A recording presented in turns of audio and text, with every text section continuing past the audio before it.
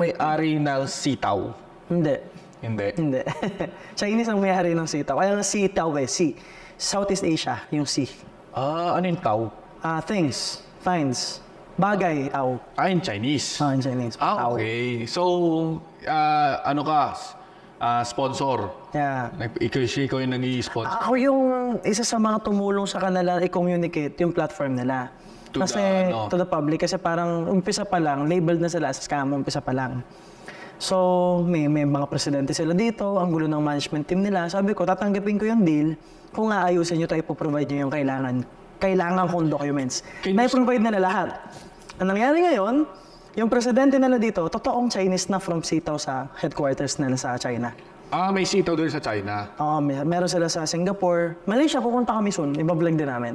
So literal na marami na siyang branches? Okay, originated from China siya? Malaysia, China, Singapore. Para puro mga Singaporean to. Legit po ba ang sitaw? Ito dito Ano lang, nagkakataon lang na Chinese nga kasi sila, they fail to communicate it to Filipinos. Tapos nagtataka sila bakit napaka-negative daw ng mga Pilipino. So parang ako yung nakagitna, ako yung maayos sa Filipino, pero galit din sila, naiinis na sila. Kasi bakit ganun sila? Kasi marami silang charity events, marami silang binibigyan ng opportunities. May mga totoong kumikita. Pero kung na-hurt yung brand mo dahil sa sitaw, why not stop mo yung pag-i-sponsorship mo sa kanila? I have this certain rule, na if these people is doing their best naman, I'm really curious. Kasi ako, nag-start din ako, nahuhusgahan ako eh. So, ang paniniwala ko, in every crisis, there's always an opportunity. Maybe nasa crisis sila lang ngayon, pero I wanna help these people. Kasi maganda yung mission nila eh. Ano yung mission nila? Kasi ang future kasi niyan, magkakaroon ng mga warehouse sa Philippines, sa ibang bansa. So, products in the Philippines, may ibebenta natin sa iba't ibang bansa. So, ita-transition nila into like a real dropshipping na maglalagay tayo ng products natin, pwede nating ibenta sa market nila. Kasi may market na sila eh. Makaka-help din sa economy. Makaka-help din sa economy. That's another thing. Tapos, ang nakikita ko pang isa is, hindi ko pwede kasi may NDA ako eh, pero they share the same warehouse with the biggest players in the Philippines. Okay. Kasi itong mga Chinese na to, nagtutulungan to. Pero ano masasabi mo sa ako kasi, kinontak din ako ng sitaw to sponsor their products. And when I search it, ikaw yung una ko nakita. And nakita ko yung sa mga comment section at may kasabi dito, scam daw siya. Dahil daw, wala daw information daw yung buyer. So, nagsasabi daw para daw siyang Ponzi scheme. Ano masasabi mo sa mga nagsasabi ng ganun? Well, una, punta sila sa office. Kasi may mga may mga policies eh. Halimbawa, nasa US yung, alam naman natin ang US, galit na galit sa nakukuha yung details nila. So, walang karapatan si sitaw ipakita kung yung pangalan ng bumili, especially yung address ng bumili dahil galit nga yung US doon. Meron yung Europe market. May policies pa rin yan na hindi nila pwedeng i-present sa Philippines. Yung details na nandun. Kasi privacy yun eh. Privacy pero dito tayo sa Southeast Asia eh. Hindi, yung market kasi nasa US eh.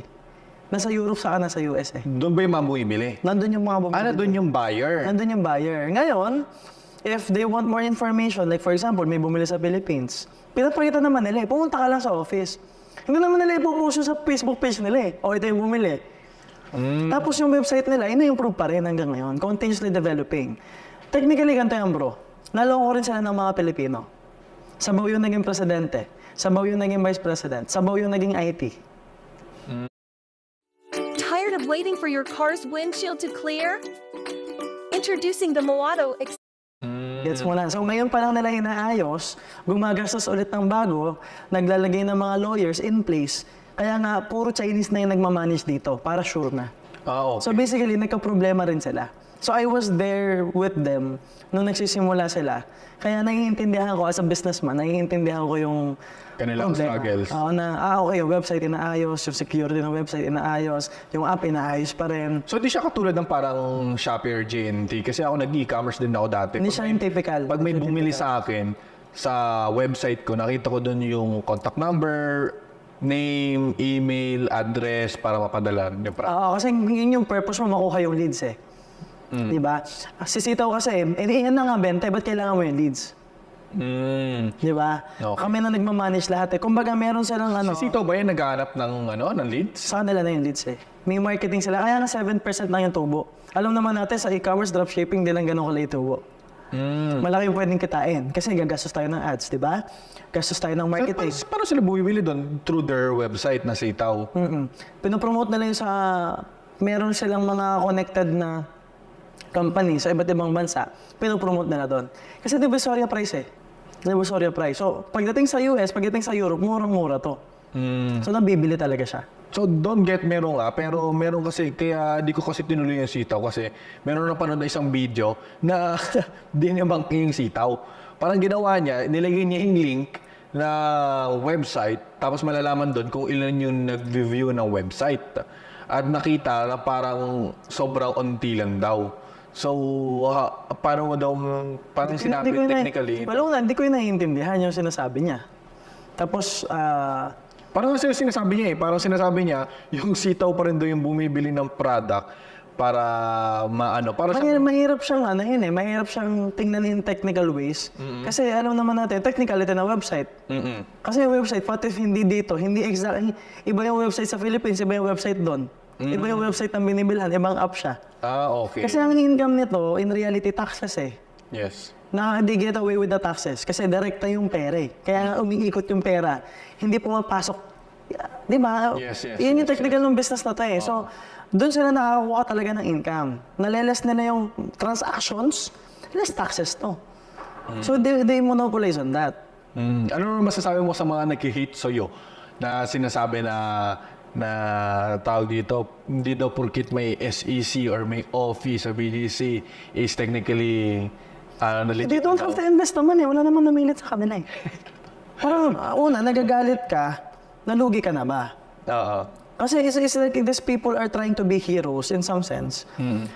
Naluloko yung mga Pilipino, kaya lang lahat naman ng sellers ngayon kumikita eh. Because I have sellers na member ko rin sa Way, na millions yung investment, na yung millions yung capital, na nakaikot na yung millions nila. Na ang pinapaikot nila, tubo na lang. Technically, parang... Those people na hindi pumapatol din, lahat ng kakilala ko, na seller ko, na nasa within, kumikita. So it's like these people are hating, wala naman din nabas na pera.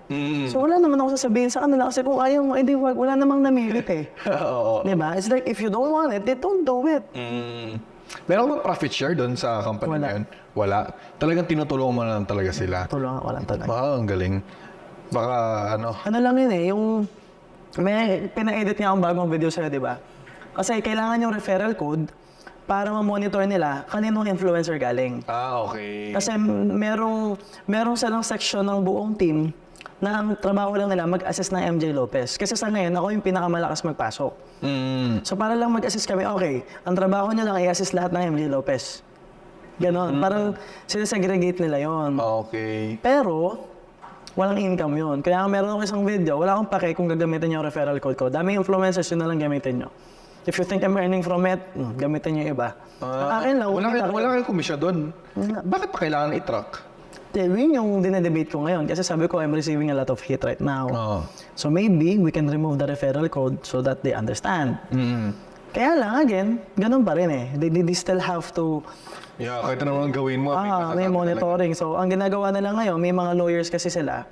So, yung mga nagawa ng video, lahat yung may subpoena na yun. Yeah, ang galing. So, yung iba dyan, magpa-public apology na yun. Malapit na.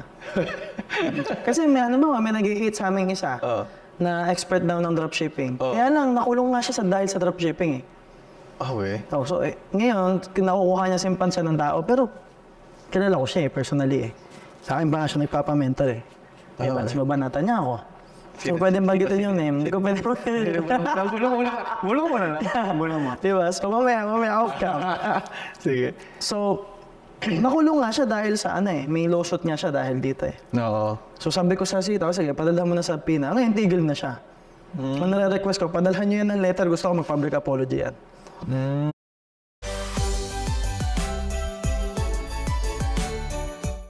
Food Panda. Today, I'll share with you how to get the lowest priced items on Lazada. It's always 100% cheaper.